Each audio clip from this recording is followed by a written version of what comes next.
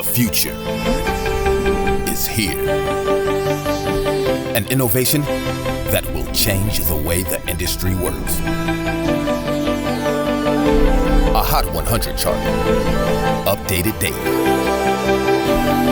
The most accurate price guide on the market. Every card has its own profile with a wealth of information. Know the precise, real-time value of any card in the system. On demand.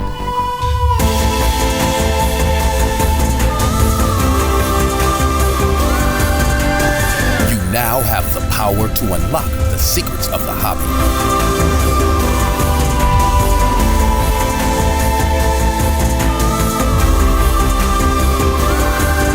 The game changer is here.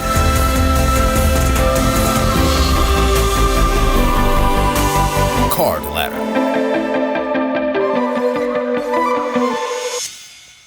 Hey everyone, welcome back to Crossover. What's up, Cole? Stick around, Cole. Learn something about sports cards today.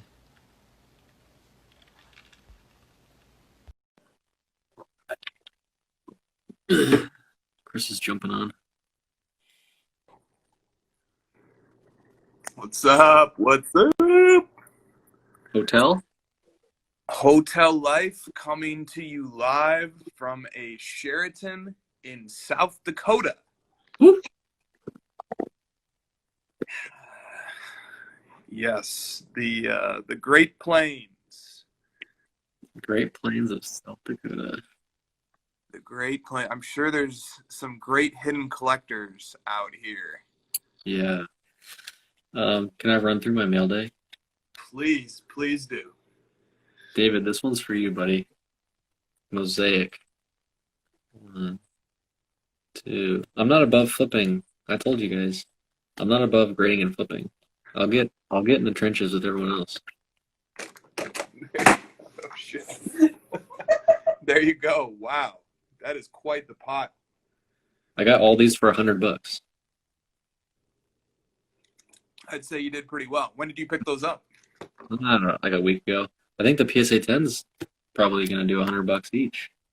I bought this when it got added to the ladder, and the predicted value, or like what it should have been, was higher than the eBay price, so I just bought it. Boom. In the ladder we trust. Same with this. Oh, okay. Can I tell? Once you're done with the mail, they bring that Davis back up because I've got a great story to tell. Which one? Well, because we added some like Davis stuff to the ladder, and I was like, seems like these silvers haven't caught up to the base. Let me just go buy these. I did. Check that out. I just got that back from BGS. Congrats. Those are tough grades too, immaculate. These are slick, man. These have the best. These have the sweetest patches, the Ravens. Yeah, they do. Mr. September, what's up, man? I wouldn't call myself a flipper. I am someone who will make money any way possible to get more cards. And then I got that boy in today. Oh yeah, man. That year of Immaculate is underrated. Look at that patch. Sick. And then I got a few cool raw cards for some grading action. Boom. Clean auto. Michael Thomas has just a crisp little auto. It's not the greatest auto, but it does the job. I can at least decipher the letters. These white sparkles are cool. Yeah, they are. Oh, Luca White Sparkle PSA 10 did $40K last night. Ooh, doggy. Yeah, this one's pretty good right here. Rookie Kyler Murray Gold. Jeez. That's it. Okay, bring back the Morants for a second, please. Oh man, that's a nice pile right there. Yeah, we're not tracking that variation yet. That's the NBA debut, but the true base is doing about $325 right now. Okay. Yeah, and it's interesting. The Mosaic Zion and Morans are about the same price. Really weird. Very weird. Very, very weird. Okay, and then bring back the Davis for a second too. Please show that beautiful card for a second. All right, so let me tell you guys a little story about this card. So the PSA 10 is a pop 25, and the last time that one sold on eBay was 2018. Okay, 2018. It's been a long time. Wow. One showed up on eBay yesterday for a bin of $10,750. All right. Now, if you use the ladder's multiplier from 2018, it's 13x the base PSA 10. So that implied a $29,000 value for the silver PSA 10. 29 grand if you assume that the 13x multiplier holds true. And we have good reason to believe that that multiplier is decent, because the Kawhi multiplier was just tested 2 months ago. Kawhi's from the same set, the silver to base PSA 10 multiplier. It proved to be 13K. All right. Or I mean 13X. So the Davis multiplier 13X puts the PSA 10 at 29K. Somebody hit bin within minutes of the listing on a $10,750 listing of the AD PSA 10. So using multipliers, and it depends, do we think the market value of that card is 30K? Who knows? But using a little bit of information, somebody potentially just made 20 grand just by knowing the market and taking advantage of somebody who posted their card who maybe didn't know the market. That's the power of information in this hobby. That's an interesting thing about the ladder. We show market value, and we're showing it as current value because it happened yesterday. So we kind of have to go by it, but it seems like it was a mistake by the seller. It does. I mean, yeah, we have to report the sale. The sale occurred. That's what the data bears out. But, the 13x multiplier, it's true for Kawhi. It just got tested 2 months ago. The multiplier was 13x. It stands to reason that the AD multiplier would be similar. So somebody probably just made 5 figures yesterday by being quick on eBay and knowing the market. I hope that was a card ladder customer. I hope so. Congrats to whoever happened to win that. Lefko says, I have to imagine the seller went, what just happened? Yeah, when you put up a card and it sells within 2 minutes, you probably are thinking, crap. Yeah, but I was talking to Dr. Beckett about this very topic, and I was asking him, what are the ethical obligations that you have as a buyer in that instance when somebody has, maybe lost 5 figures just by not knowing the market? And Beckett said, well, you can't mislead a seller and tell them that it's worth something that's different than what you know to be the case. But if the seller prices their own item, then they did so to the exclusion of choosing to run an auction. So they could have just put the item for auction and tested the market that way. They decided to set it as a buy it now, as a way to mitigate their own risk. So that burden ultimately falls on the seller. Yeah. I wonder if the seller got messaged, and I've seen that game too many times where people will message the seller and say, hey, you sold it too cheap. I would have given you this, and then they cancel the order. So that's possible. We could see that card again. Yeah, we see that happen. That's true. We see that happen a lot with like Jordans too, like guys who just come back after a few years. They have no idea what the card is worth. I saw somebody sell a classic 61, the subset card. It was about a $5,000 card at the time. They sold it on eBay for like $200. It just happens. It just happens. Let me ask you this though: if we are excluding sales that are way too high in purgatory, why don't we exclude sales that seemingly are way too low in purgatory? Yeah, we do sometimes. If a sale is conspicuously low, or it's a scam from a low feedback seller, which we've seen that happen before too. Somebody will post a picture of a card that's not theirs at a super low price to try and get a temporary loan from PayPal until PayPal comes back to collect the money when they find out that the seller is never going to ship.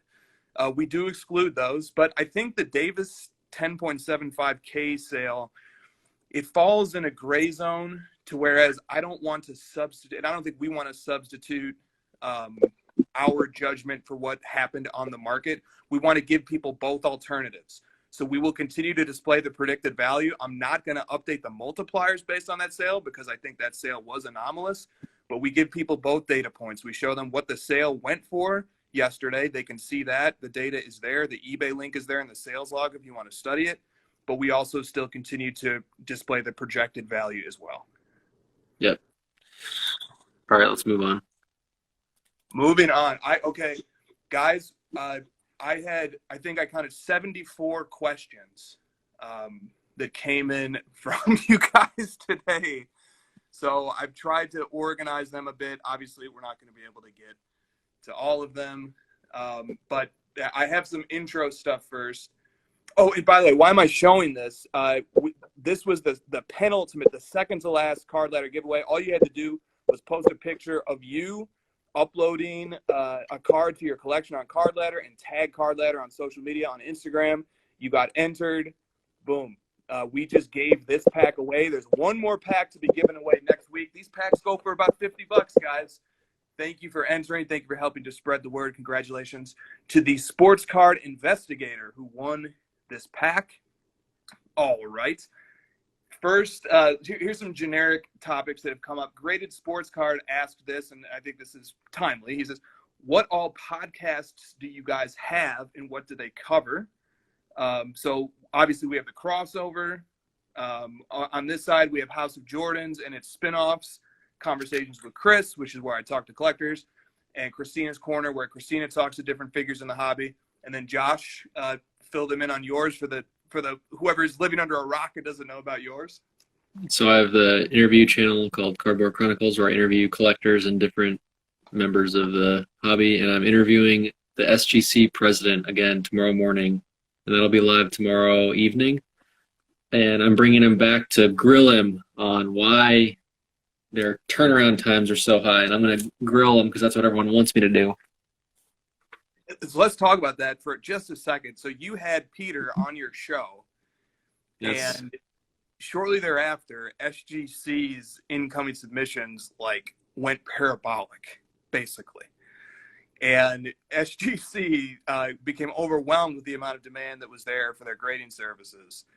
And now they're coming to explain what happened and the path forward, I take it. Right. Yeah, he's got some updates on changes they've made to handle the issues they had, apparently. And, yeah, we'll see. I honestly don't know. I haven't really talked to him about it. It's going to kind of be, unscripted. Well, I'm looking forward to it quite a bit. Merge with George says the 80 silver was accepted at $95.50. My friend, the card actually sold twice. And if I'm recalling this in the correct order, the first time it sold, it was an offer accepted. Then it got relisted like a few minutes after, and somebody hit the bin on the full amount. So that's why we've included the bin, and we haven't included the best offer because it's the same card. But double check me on that. I want to make sure our facts are right. I think it's the opposite way. Oh, is it the opposite way? It looks like it was accepted Okay. offer at $10,750, and then it was relisted. Okay. All right. We'll look into it later. Thank you for bringing that to our attention, George. Okay, Captain Jack Collector has a very serious question. He says, is Bol Bol the GOAT? No, God. No, he's not. He had so Bol Bol had the scrimmage. There was a viral video. He had a nice series of events that made his cards 10x literally within minutes and hours or whatever. And I'm assuming they've leveled off. I haven't looked, but this will die down. He's not going to play hardly in this tournament. Right. He didn't play at all in the regular season, so I don't know why they'd throw him in at the most important time of the year. No, exactly. Look, guys, Boban Marjanovic put up pretty much an identical stat line in the Mavericks-Lakers scrimmage the other night, but I don't advise scrambling to get his cards. Now, Bol Bol is a little bit different because there's still quite a big future ahead of him. Apparently, his father was playing in the NBA. Nobody knows his age, but he may have been as old as his mid-40s when he was playing in the NBA. So clearly, he's coming from a terrific family of athletes that are capable of amazing things. And so people are speculating and, looking for any possible way to just pick the next big thing. But guys, it was a scrimmage game. It was a scrimmage game. The Nuggets started Jokic at guard in that game. Nikola Jokic was a guard in that game. Okay, that tells you how seriously the Nuggets were taking that scrimmage. So just be careful with what you infer from a scrimmage game, but it is exciting. Brett from Stag and Slab says Big Curry. Very big Curry. He's like 7'2", right? Yeah, he's huge. He is absolutely huge. So just it's fun, have fun, but guys, know the odds. Know the odds here, please. Nice League Cover says don't give Bol Bol airtime. Okay. It's a fun topic, guys. And Bol Bol's cars absolutely did explode. It is a market phenomenon that's happening. And a final remark here. Left Coke says, beyond evaluating Bol Bol to see what it did to the market, what could that mean for the next few weeks? Yeah, so that's the part that intrigues me as well. How knee-jerk will this market react to different things? Like I shared a story to my Instagram story today of Ben Simmons making a wide open 3-pointer in the scrimmage game. And people are wondering, like, what's this going to do to the Ben Simmons market? Is it going to impact it at all? What do you think, Josh? How much do these little quick bites, a quick stat line here or there, how much is it going to matter to the sports car market as we're in this period of just crazy money flowing in? So we've been talking about how there's been all this speculation, and that's because we haven't seen basketball. And then we were thinking that once the game started, players would start to dip and things would level off and performances wouldn't line up to expectations. But it seems like we might have gotten a glimpse into people overreacting even more so when the games start happening. I don't know. I would think that'll die down when teams like lose and things like that happen, because these games that they're speculating on, these scrimmage games, there's no outcomes to these actual games, so they're only speculating on individual plays even. But I don't know, it kind of gives me this feeling that like all the new people that have come in since COVID and haven't seen sports since they started collecting, they might just like completely overreact to the games as they're happening and just start like having cards jump and fall extremely quickly and have extreme volatility during this. I don't know. Yeah, I know. I mean, that is a scary thought, actually, that type of volatility.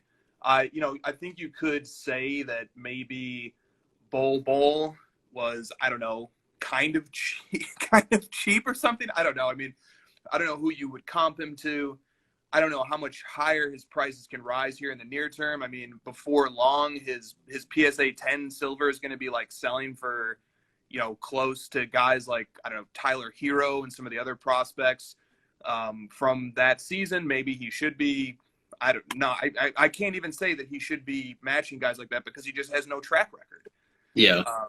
He hasn't even played. Like, literally 0 minutes in the regular season. I just don't understand. It's like we're like Bowman Chrome baseball now. We're just prospecting on them, like, not even in the games, but in, like, summer league games and stuff. Yep, and we see that, as prices go up on certain players, other guys get forgotten about. And, like Karl Anthony Towns, man, this guy is a terrific All-NBA talent.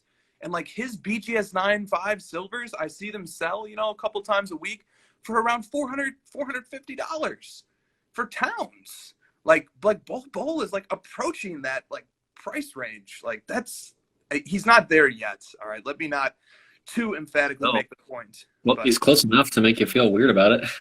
He does, man. He makes me feel weird about it. Bol Antetokounmpo. Right. So he's about like, I don't know, a third of the price of Towns right now. And he's, Towns is like, he's not like a superstar or anything, but he's a really solid all-star type player. He is. And the T-Wolves were hot at coming out the gate this year. They picked up Russell. Seems like they cleaned house, got the right chemistry going on over there. I don't know.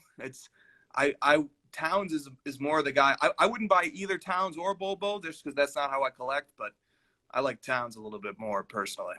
Yeah, he's flying under the radar big time. Okay. He's only done it since COVID. What's wrong with him? Yeah, well, I know. It's out of sight and out of mind, right? Out of sight and out of mind. I was saying that, like, pretty much everyone's tripled. He's only doubled, so he must have something wrong with him. Addison 23 says, wait till Lonzo's little brother Bol Bol. Okay, Two Sports Cards says Towns is our secret. Okay, well, the cat is now out of the bag. All right. So here's a topic that I really want us to discuss because, like, this is a topic that a lot of people are curious about, and that a lot, but there's a void in the hobby content space talking about it, and that's LeBron. Just LeBron's cards. Period. I got a ton of questions from people about LeBron cards, and here's an appropriate one to start with. And it's appropriate because it's coming from a guy, a great collector, and his Instagram is the Jordan Card Collector. So the Jordan Card Collector is curious what is going on, and he says this. He simply says, LeBron refractors on fire, ?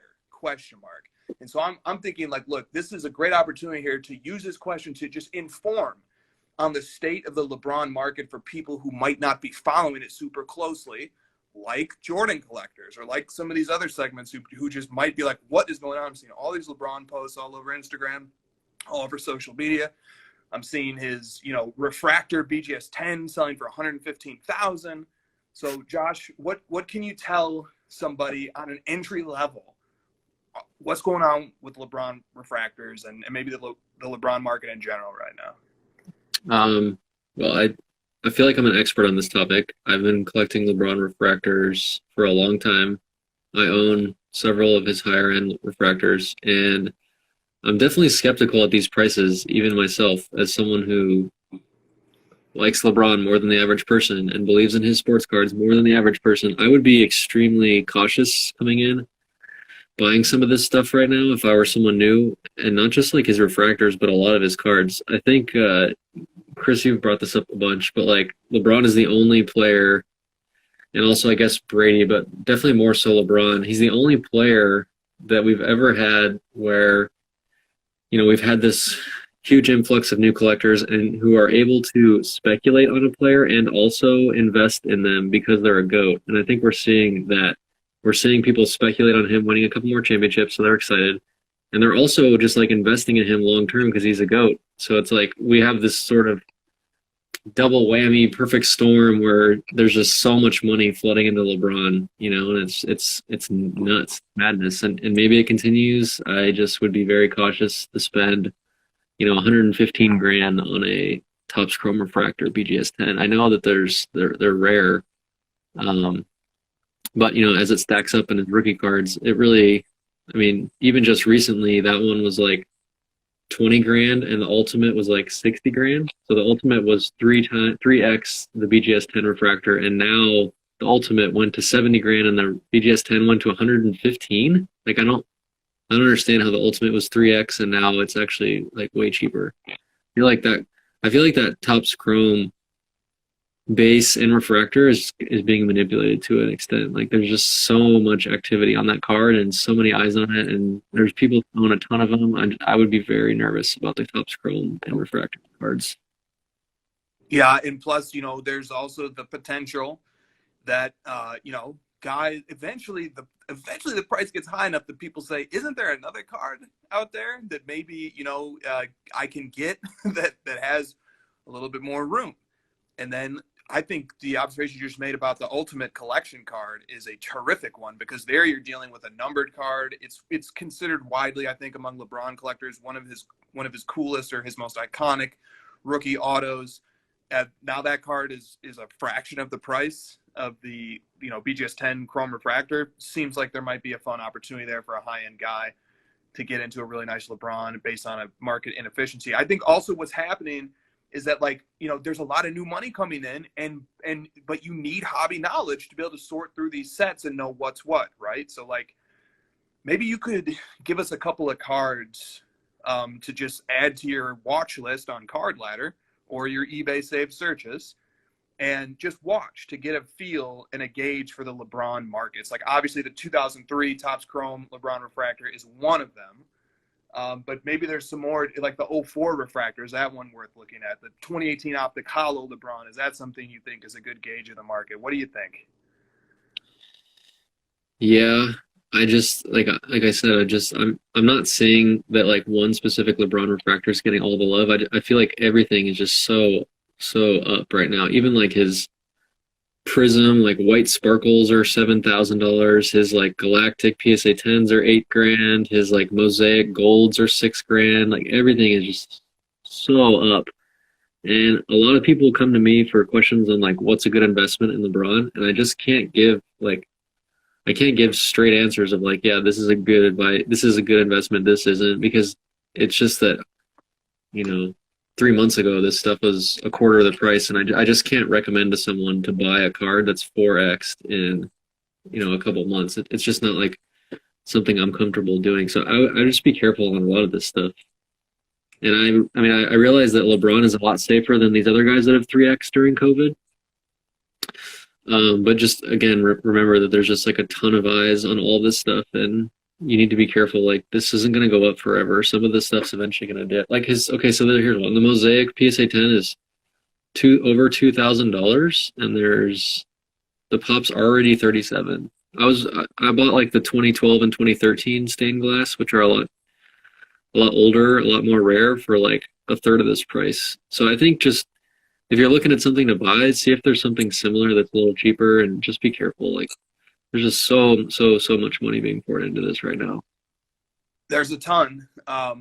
And okay, so I think that advice is, I echo it. Donovan Corey says there's definitely interest in the Topps Chrome base, though. I have a PSA 10 listed high, and I'm getting offers around where auctions are closing. I thought this was a good one. This pop's only 110. It's only $600. 2016 Prism Silver, $600. It's not terrible. Nope, but you need a little bit of hobby knowledge to know how to get to those later playing years. I mean, that's a Prism Silver, right? Like that's a pretty obvious one, but like browse the ladder, like browse this database of cards and see what you see. 2008 Topps Chrome X-Fractors hovering around 4,500. That one, pretty decent value. Iconic card, iconic pose. A lot of people like this card. I'd look at BGS 9.5s, honestly. Like the PSA 10 market seems like it's just way overvalued relative to BGS 9.5. It's like 2-3 times the price of 9.5s in a lot of cases. And if you're looking to like get something really rare and something cool in LeBron, and you don't really care if you get PSA 10 or BGS 9.5, because in most cases they're very similar, look at BGS 9.5. I think it's a great alternative. I agree. Okay, here's another LeBron question from Basketball Card Collector 93. Do you see the 2003 LeBron James Topps 221 reaching 6K? This is definitely a card that we're tracking in a number of different grades. I know that it's already at 5,400, and I know some shrewd collectors were in on this card early. Yeah, this is the one I get asked about the most, and it's the one I'm the most nervous about. I don't understand at all what's happening with this card. Like $5,500 for the Topps paper. I guess like with the wave of people focusing on the base rookie cards of people in PSA 10, this is kind of like that for him. But the pop is like 1,700. This is like, it's like a vintage card. The pop is so high. It's like a 80s, and like Barry Sanders PSA 10 rookies pop is lower than this. It's like super high pop, and that Barry Sanders is like a way high pop card. So the pop on this is really high. I would be super. The market cap is $9 million on the Topps paper. Okay, yeah, let's talk about that for a second, man, because we've been talking about this privately this week. Pop reports and market cap. Pop reports matter, market cap matters. And yeah. So what's a pop report? Just maybe for somebody who doesn't know, a pop report is the number of cards reported by the grading company that graded them in a specific grade. So for example, if we say the PSA 10 pop report is 1,000, that means PSA's website is publishing that 1,000 PSA 10 copies have been graded by PSA. Yeah.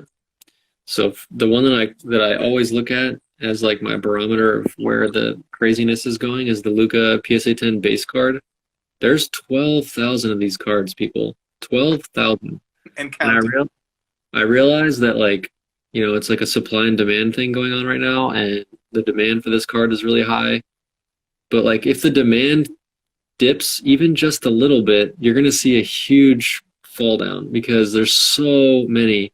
And let's just say like one guy gets bored and he posts the 500 that he owns eBay is going to get absolutely flooded with 500 of these, and the market is going to correct itself really quick. So if you're holding like 100 of these and you paid $900, I would be super careful, because it's like one thing that happens to him, and you're going to see people panic, and they're going to post 1,000 of these to eBay, and it's just going to tank, because the pop is just, there's just too many. Nobody can control this card like they could some of the old Jordan Flair stuff, where there was like, the pop of the 10 is 300 something, and the 9 is like 1,000 or whatever.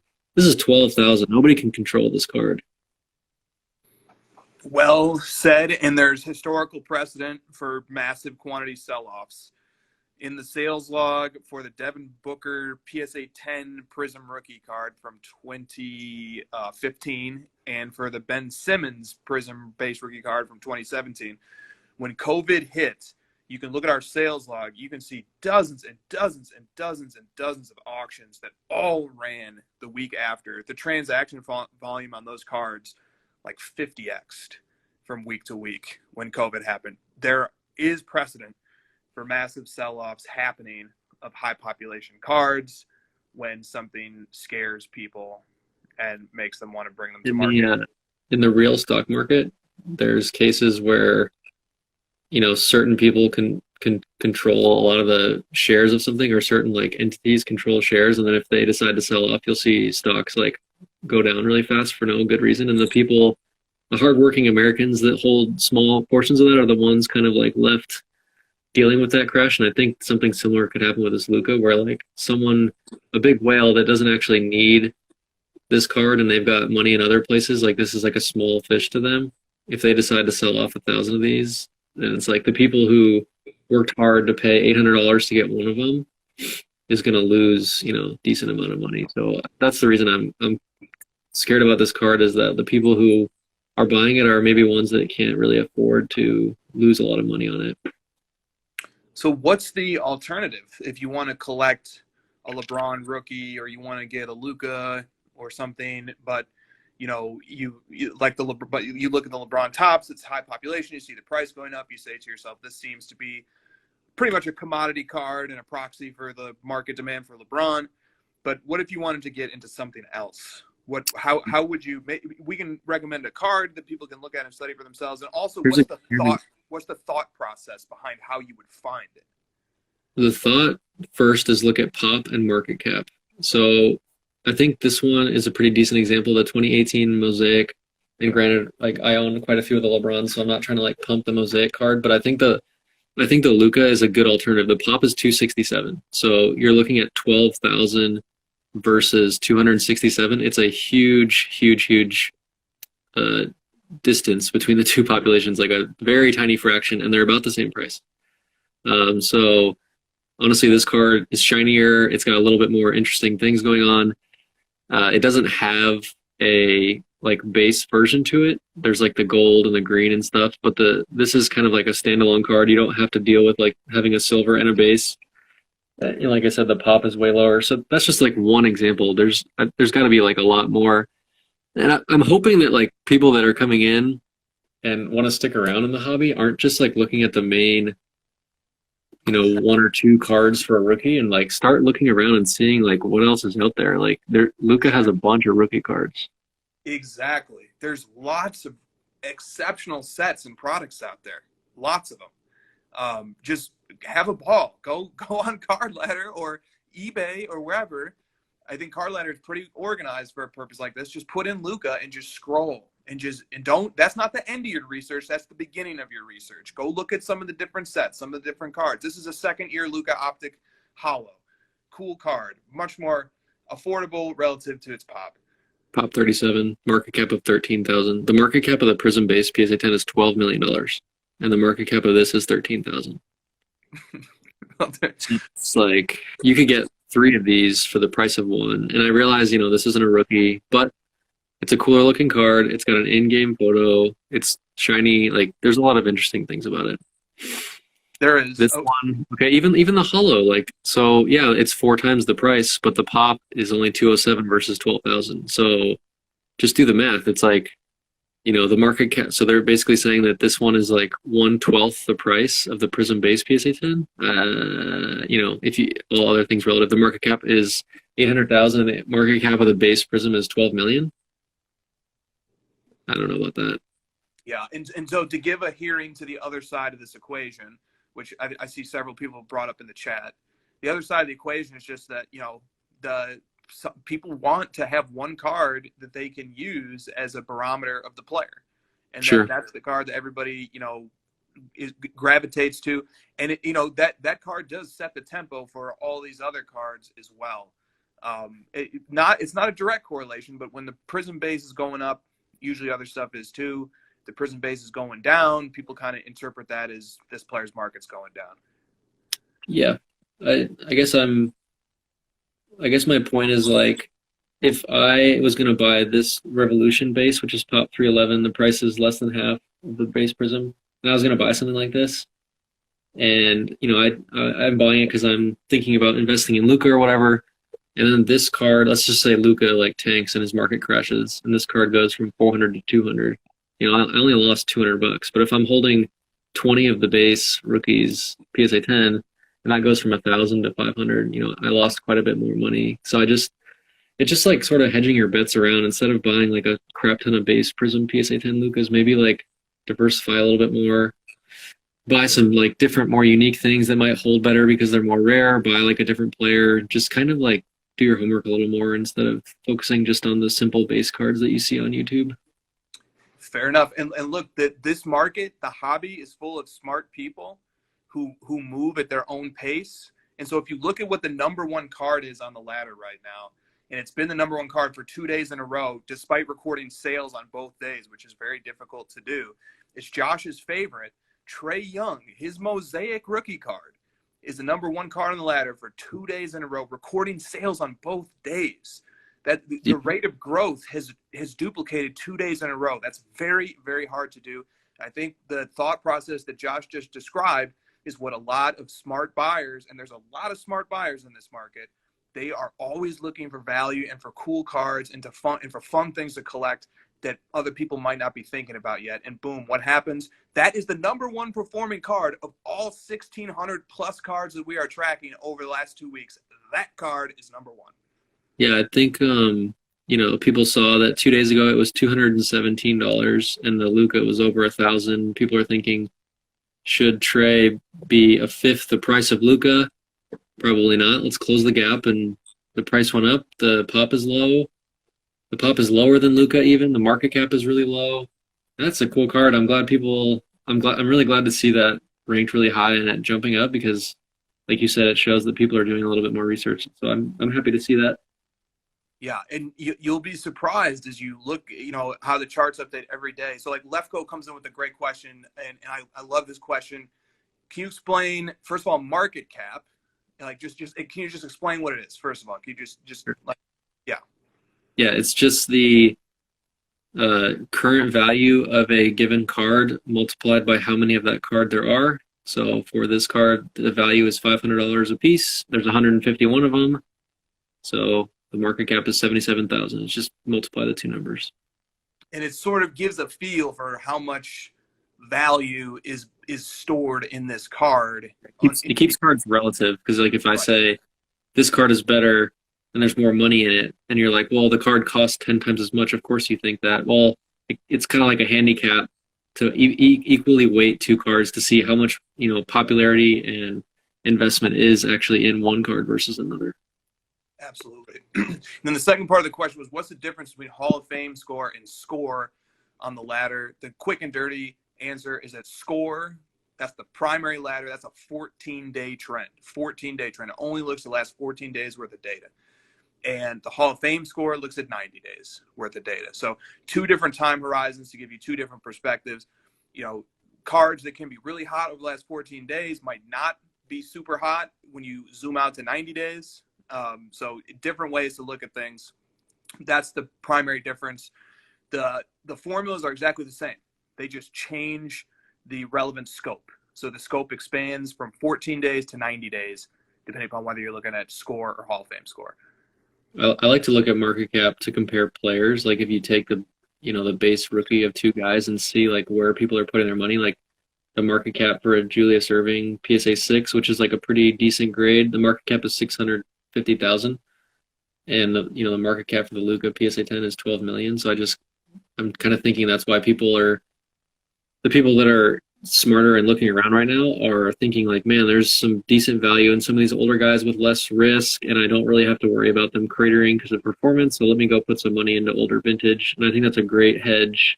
I think it's great to take some risks and like gamble on some of these younger guys, but it's also good to diversify and find some older guys that cannot possibly go down based on performance because they're not playing. Especially guys like Julius Erving who are involved in like communities in their cities where we know they're not going to do anything crazy and scandalous. They're only, based on popularity of the card and the player, not necessarily their performance. Absolutely. I've always admired Dr. J, not only one of the all-time great basketball players, but just an incredibly intellectually sharp and great leader. And so vintage is a very interesting play, as are retired players, because I'm not saying that this will happen now because the market is so crazy right now that nobody really knows what's going to happen. But I can tell you what's happened in the past. As the NBA playoffs unfold, the amount of teams remaining narrows and narrows and narrows. So you'll have 16, then you'll have 8, then you'll have 4, then you'll have 2, and then ultimately only one team in its superstar or superstars can live up to the hype. And what that means is that throughout the playoffs, all of these other prospects and their teams will begin dropping like flies. And all the energy will then have to be somehow sustained that surrounds their market and will have to hold itself through the offseason and into the next season. That's why, normally we see off-season dips. And what happens is people begin to realize as the playoffs go on and go deeper and teams go deeper and more teams fall out, that it's very hard to win an NBA championship. And it's very hard to be an MVP caliber player. And inevitably, interest starts to look to more safer, just as a reaction to the phenomena that we're observing when we see how hard it is to win an NBA. Interest starts going to other players whose legacies are more secure and more safe. Totally. Yeah, when I first joined the hobby, this was kind of like the thing that made me the most nervous is like when do most people buy certain players and like what timings during the year make it the most palatable for me to buy something and get into something at a decent value. And there wasn't really like helpful information on that, so I've always like focused on trying to help new collectors on when to buy things because it's very important and people get excited that they have to have things now and they don't want to wait. And I totally get that, and you fall into the hype trap like everyone does. But what Chris is saying is extremely helpful, and it's very good for new collectors to soak in and listen to because, like, right now is when I would be buying these older, like, more established guys and, like, looking around because the hype is building, and I'd be nervous to hold the bag going into this thing. But, we could be wrong. With this whole COVID thing, it's kind of thrown a lot of the things out the window, right? It's been nuts, but if we're looking at historical data, that's what's happening. So absolutely. And so let me segue into another topic. We had a number of questions on this topic. I picked out 2 of them. And I'm just going to read them both because they both have a similar tenor to them. And this is partially my fault for inviting questions because I actually asked people to vent when they submitted their question this time. You have anything to vent about? So we have some venting going on here. The first question comes from somebody who wishes to remain anonymous. And so, of course, you can remain anonymous. Although if you're in the chat and you want to reveal yourself, go ahead. The question is, can we please address the people giving investment advice? They are uneducated, purely guessing, and to be honest, not very smart. It will be your downfall if you keep listening to them. Okay, so that itself is a strong dose of thought. And then here's the other question. And this one comes from Second City Sports Cards. He says, could you guys just talk about people paying for picks? So like investment picks. Oh, this player, buy this player, buy this card. It's going to go up. And obvious pump groups. So there's a cluster of thoughts. What do you think, Josh? Yeah, the first thing, I mean, this is obviously like a topic for you and I to take very seriously and be sensitive about it because we are sort of in this world of giving advice, and people listen to us and we have sway. So I'm very like sensitive to this topic, and I don't want to, upset anyone about this. But I think the first thing is like looking to the credibility of someone that you're listening to for advice. So I would, if you're like, for example, if you have an injury and you're going to go to a doctor's office, you're going to want to know that doctor is credible. He has good reviews online. Other people enjoy their service and they feel comfortable with the doctor. There's all these different things that you do research on. Why wouldn't you do the same thing when you're getting financial advice from someone on sports cards? If you just are listening to someone because they yell hello really loud at the beginning, I would be very leery of that, and you get sucked into production value of videos. You get sucked into how many followers someone might have. Just do your research on the credibility of that person and understand what sort of track record they have for being successful with what you're taking their advice on. That's like first and foremost, making sure you understand what that person has done. And I mean, do that to me as well. Like go look at my older videos and do your research on me. I'm not saying listen to everything I said. Don't take it as gospel. Like go and research everybody. Do your homework. Make sure you feel comfortable with the person you're taking advice from, because there's a lot of money at stake. And if someone's telling you to go buy Miles Turner, like when basically like LeBron and Giannis like 10x since that point, and Miles Turner went down, I would be very pissed off if I were someone listening to someone like that. So do your homework, make sure the person's credible, and trust your gut on who you're taking your advice from. Yeah, well said. And we're very careful to never give surefire picks or to say this player is going up. In fact, people are often disappointed, I think, when they hear our show, and it's incredibly skeptical. And we're very skeptical even of the hottest players right now, as we just had a wide-ranging discussion on the LeBron and the Luka markets. And I think the ultimate takeaway was be very careful and very concerning in the cards that you're looking at. I think that's if there ever was a takeaway, it would be be extremely skeptical, like Josh said. I think that's a piece of advice I would give. And also, investment advice, that phrase in itself conjures up certain regulatory issues. Yes. That I'm not prepared or well versed enough to discuss for the purpose of this podcast here, but just be very, very, very careful with trying to inform people of the way that they should spend their money, or making them promises or guarantees. These things at a bare minimum bleed into an ethically gray area. And so then furthermore, I think, like, to put a different spin on it, maybe a more positive spin, it's much more rewarding if you go out, do your own homework, learn the hobby, study players, study history of sports, take in all different types of content and opinions, make your own decision, and then it works out well. That is so much more satisfying and rewarding than, if you were able to listen to somebody who is providing you with investment advice and it happens to pan out for you.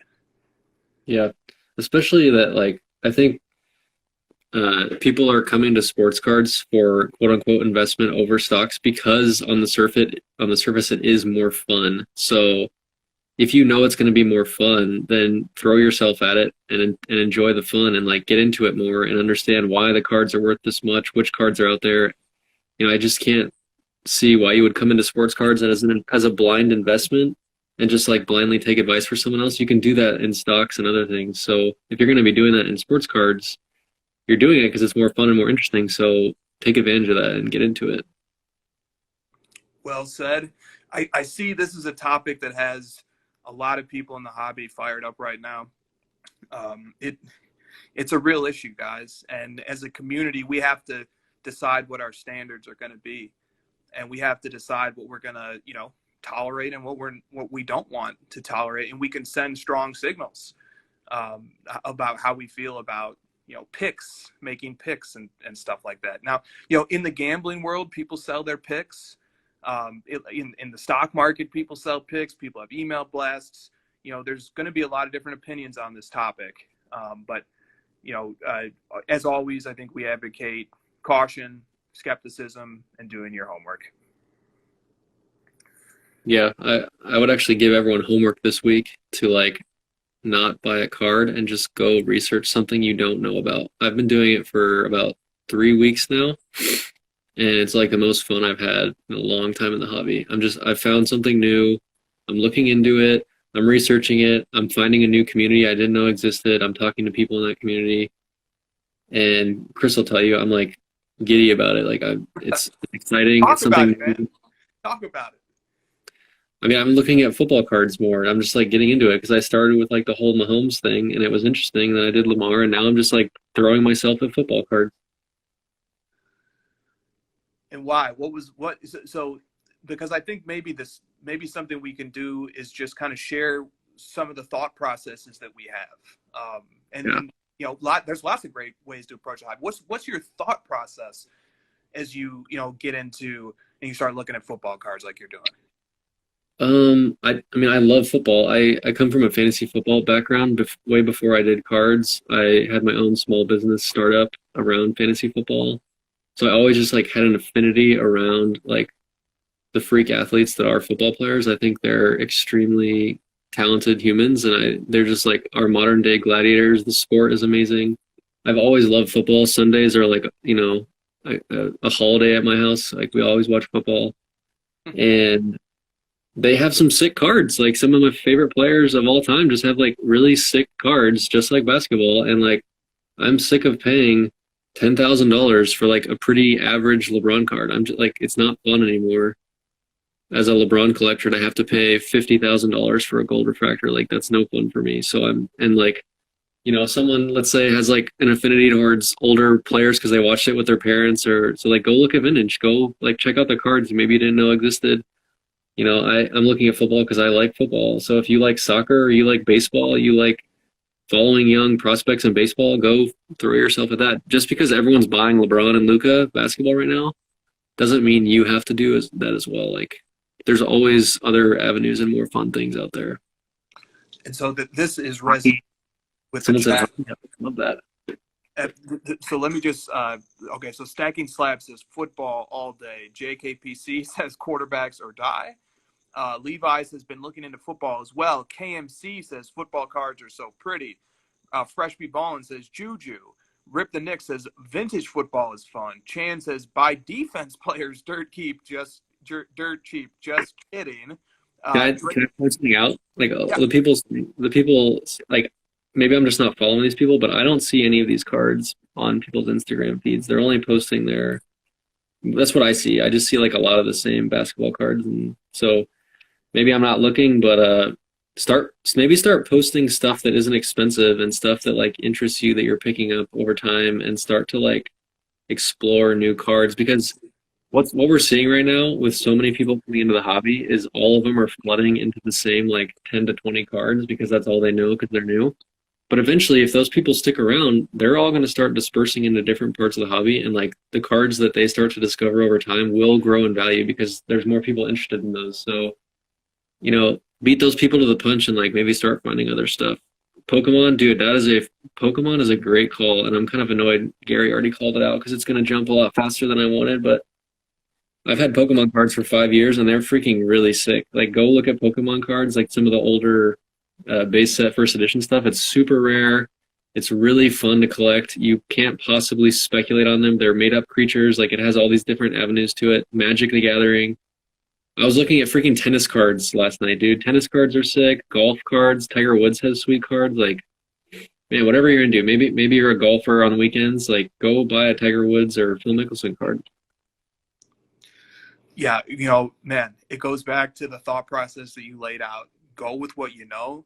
Go with what's fun. Go with what's exciting.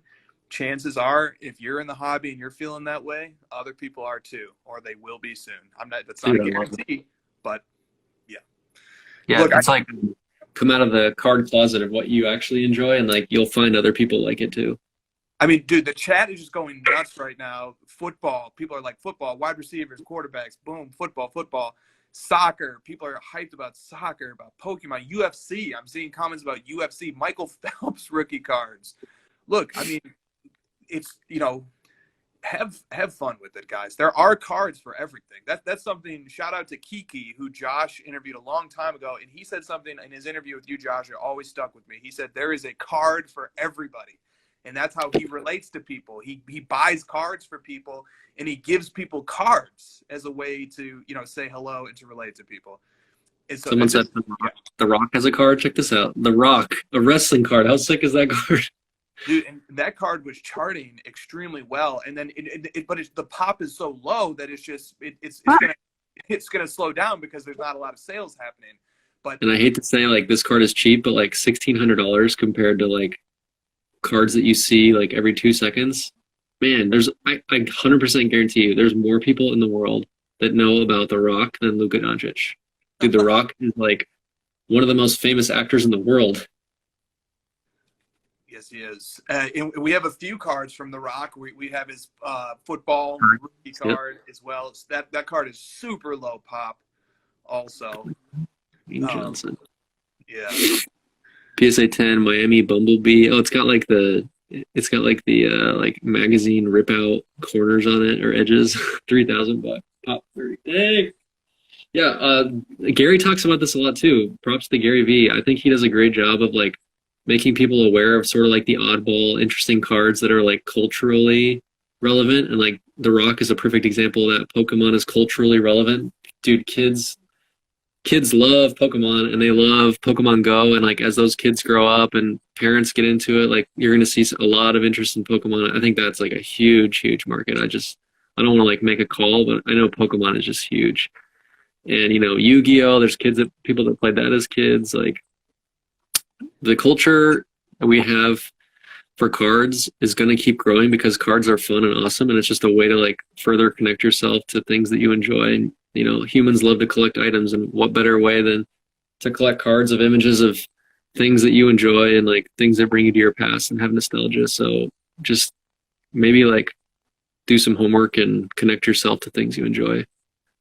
Absolutely. Kanye West. Yo, dude, Jay-Z cards, man. Rock Nation cards was like, he's a member of Card Ladder. He requested to get some Jay-Z cards in. I put him in, and dude, Jay-Z cards were trending up. I couldn't believe what I saw.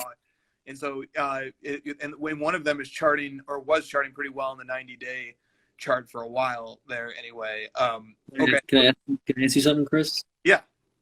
As the two, like, I feel flagship holders of like what is talked about in the hobby for the future in Card Ladder, I feel like that's going to hopefully be a thing where we sort of hold the mantle for what people are talking about in the hobby, similarly how Beckett Magazine was back in the day. We should add a lot of these more cards and like get more of these submissions in of these cool like Pokemon cards and I know we have a lot of that, a lot more than other platforms similar, but I think it'd be cool to just maybe take a few days and just focus on some stuff and get people interested in it. Because if all we're showing them is Luka-based cards, we're not doing our part enough.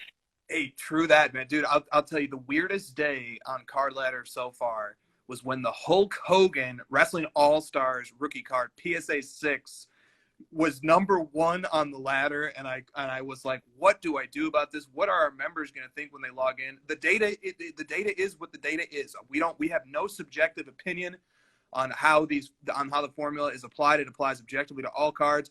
And this happened a few weeks ago. The Hulk Hogan PSA 6 rookie card was the best performing card of all the cards in the database. And I said, what am I going to do about this? We're going to have to publish the results. And people were really interested by that. I was pleasantly surprised.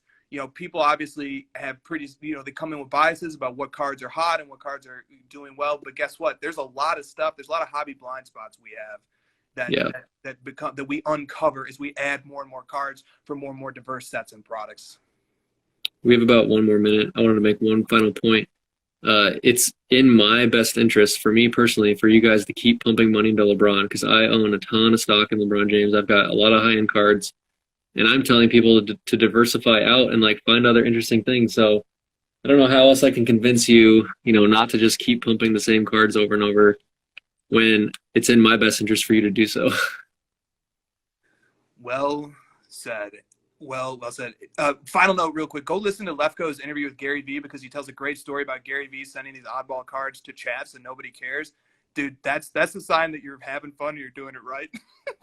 As weird as that sounds, it was a great anecdote. Those are the people that are always thinking ahead and like finding oddball stuff. Those are like the industry leaders in a lot of cases. People that think outside the box, try to find new things. Those are the people you want to be listening to. Just because you may not see it because only one or two people are, like, I would start to focus on people that are thinking outside the box and trying to pick random things, and they're going to miss on a lot of those oddball cards. So don't buy all of them, but like at least listen to that person. Like, oh, what other weird oddball ideas do you have? Which one do I think might stick? Absolutely. Great chat. Thank you guys for a great chat, a great evening, great community. That was a great episode. I'm glad we got some of those questions in 20 seconds. We'll be back next week. Check out cardladder.com. We're going to start adding more sick, oddball, rare, other interesting things to look at. Check it out. Get on the waiting list. We've got some cool stuff coming down the pipe for Card Ladder. We're adding sweet new features all the time. My collection now has sorting and filtering. Check it out. It's sick. See you guys next week. The future is here. An innovation that will change the way the industry works. A Hot 100 chart, updated daily. The most accurate price guide on the market. Every card has its own profile with a wealth of information. Know the precise, real-time value of any card in the system. On demand.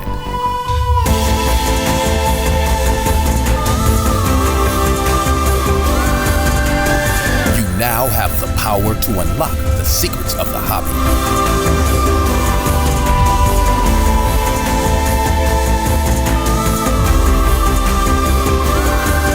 The game changer is here.